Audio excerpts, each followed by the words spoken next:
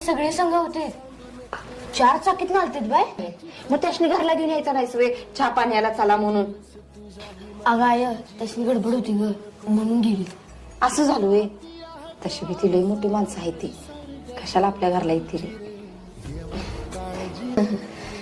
होय घरी बसलेले मोठं पाप आहे का ग.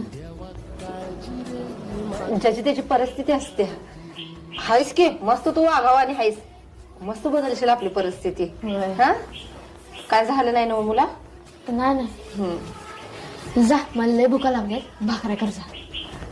करते.